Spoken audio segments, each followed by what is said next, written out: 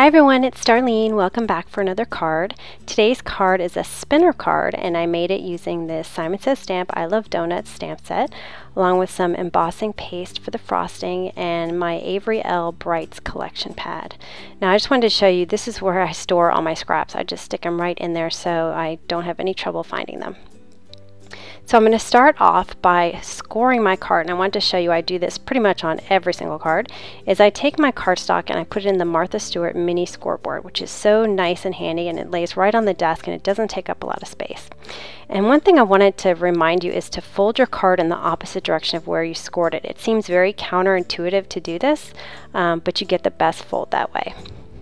Alright, now I'm going to stamp my donut 2 times, one for the back and one for the front. For the back one, I don't want the frosting to show, so I'm just going to color the stamp with a Stampin' Up! Black marker. I'm going to color the inside outline and the outside outline, and not the frosting lines. And it's not going to come out perfect. I'm going to huff on it there, but it'll be good enough for the back. And then I'm going to go ahead and clean that off with my absorber, which I've been talking about recently. And I'm going to stamp it again using some Memento Tuxedo black ink. Now I'm going to first color the actual donut, which is going to be kind of a chocolate donut. And I first highlighted it with some E27, which is my darkest color. And then I filled it in with the E25. And then I'll go back in and kind of lighten it up just a little bit. And I'm just trying to get some texture in it with my E21. For the inside, it was just so small, I went ahead and just colored it with the E25 and left it. Now for the back, I colored the E27, which is the darkest, all the way around the edge, and then I colored the inside as well, so it looked kind of rounded. And then I started blending that out with an E25, which is my medium color, on both sides, the inside and the outside. And then I finished it off on the inside with the E21. Now you can see that I was having some trouble blending. I wanted it to be blended just a little bit better, so I tried a couple of different things to get this to blend.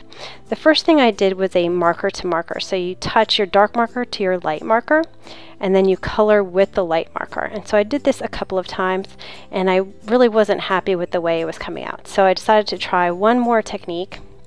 And what I did was I took an acrylic block and I colored some E25 on it, and I picked it up with my E21. And that was just enough E25 color to really get a good blend and to provide some texture in my donut. So I continued to use this technique all the way around my donut. Now the E25 is not going to contaminate my E21. When I'm done here, I'll just use my E21 right here, and you can see that the E25 just comes right off. And then I just wipe it off my acrylic block with an alcohol pad. And then I went ahead and wiped it with my absorber just to make sure it was really clean. Alright, so I'm going to cut out the back of my donut with some scissors. And to cut the inside, I wanted to show you really quick, is I just kind of make a hole. You got to be careful not to cut yourself here, but make a hole with a scissor, and then I just cut around in circles, and I cut little circles to big circles until I get all the way to the edge. Sorry, this is a little blurry here. I was a little bit too close, but I just kept cutting until I got to the edge. And then I took a black marker and I colored the edges so that you wouldn't see where I had cut the cardstock. And I'm going to do this on both of the donuts, so when I glue them together, you won't see any of the white. Then there was a little bit of white spot I missed on the edge, so I went ahead and colored that in with the E25. Now I'm going to color my embossing paste. I'm using some Avery Elle Aquamarine ink, and it's a pigment ink. You can use pigment or dye ink for this. And then I just scooped out a bunch of my embossing paste, which the first time I did this, I used a lot less embossing paste. I just pulled too much out of the jar. And so I ended up having to do this 3 times. It just wasn't getting dark enough. I just wanted it to be pretty dark here. And this, by the way, matches the paper that I'm using, the Avery Elle Brights paper. It's the same color. Now to apply my frosting, I found the easiest way to do it is to do it pretty slowly and use the bottom of the spatula. So I'm going to pick up my embossing paste on the bottom of the spatula and just kind of wipe it across. You can see I'm pulling some more here. And I'm applying a pretty thick layer here. It's pretty easy to put a thick layer on, but in hindsight, I wish I had put on a little bit of a thinner layer, because when it becomes a spinner, I found that the embossing paste was pretty heavy, and so it was making it a little top heavy and not so even. So when it was spinning, it was kind of leaning toward the front instead of the back. So anyway, I would just be, if you're going to be using embossing paste on a spinner, I would use more of a thin layer. And because I used so much embossing paste, I went ahead and created another donut and iced it. And on this one, I went a little bit over. I just wanted to show you how to clean that up. I just took a Q-tip and I wiped it off and it came right up. So no big deal if you cover over your inked areas. And I still had leftovers, so I die cut this ice cream, these ice cream dies, and I put them on. Actually, it was easier with my finger since I had already cut the die, and made these ice cream scoops, and created some lunch notes for my daughter. So I wanted to put sprinkles on these donuts, and I wanted to use some beads. So I found the easiest way to do this, I tried to put them inside the embossing paste before the paste dried, and it didn't stick. So I took some multi-matte medium, and I put it on my finger, and I just put it all over the top of the donut. And because this dries matte and not glossy, you won't even see the glue once it dries. So I covered both of these donuts. And then I got out my beads. Now I can't remember where I got these beads. They're just very, very tiny silver balls, and they roll over everywhere. So I put it over this Tupperware so that I could contain them and not have them roll everywhere, and then I dropped it. You can't really see it, but they went everywhere. So even though I used the Tupperware, I had to still clean up my desk. Anyway, so this is my card base, and I marked the center, and I'll take my T-square and draw a line so I know where to punch my circle. And I'm going to put my punch right at the very edge. So I'm going to push it in as far as it'll go, and that'll be the position for all the layers here. Now I did the same thing with my Avery Elle cardstock. Right in the middle, this is 3 inches wide, and then again I push my punch all the way as far as it'll go and punch the hole. And I'll just erase my pencil marks. And then I have my crumb cake piece, which is 1.25 inches. And so I put some black cardstock in between my card base so I can kind of see what I was doing.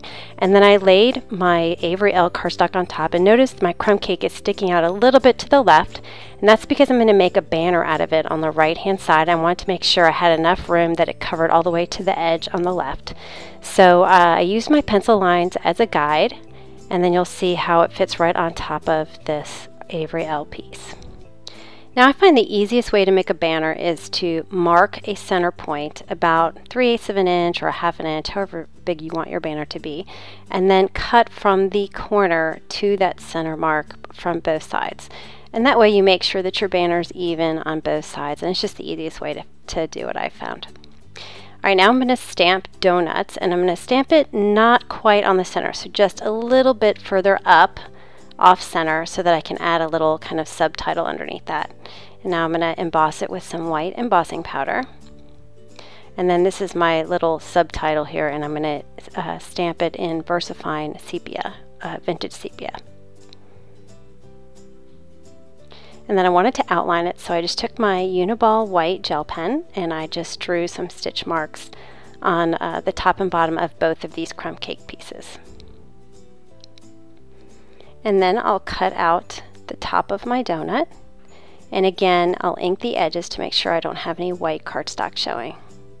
And now it's time to create the spinner. So this is some invisible thread. I just bought it at Joann's in the sewing section, and I'm going to cut a pretty long piece, and I'm going to put some Tombow Mono multi-glue on the back of the donut, and then on the back of the back I mean and then I'll lay my string in the middle, and at the same time it's kind of curling a little bit, but stick your donut top on the top of that, and just make sure that your thread is exactly centered in between these two pieces. And then I just kind of squeeze them for a minute just to make sure that it was really secure.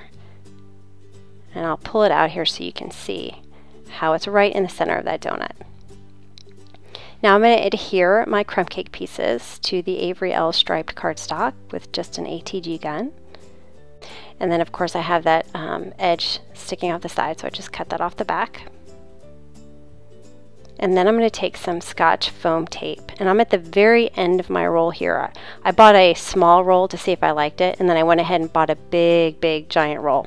So after I put this was the last piece of the roll, so I wanted to show you what I did. Is I took the giant roll and I just rolled it on top of the original plastic piece that came on the first roll I got. And the camera stopped. I don't know what happened, but I took off the release back of the long strips and I laid my donut down on top of them. So now the invisible thread is sticking to my Scotch foam tape. and then I'll stick it to my card base. So now my thread is between my Avery Elle cardstock and my card base. Now I have a little bit of excess, so I trim that off, and then I always like to kind of enclose my design with some lines, so I drew some lines in a chocolate chip marker. And that's the card for today. So if you look here, you open it and then you can spin it. My kids loved this card. I think they said this is their favorite card ever. Of course, they do love donuts, so maybe that's why too. Anyway, I hope you enjoyed it, and I will see you next time. Thanks for watching.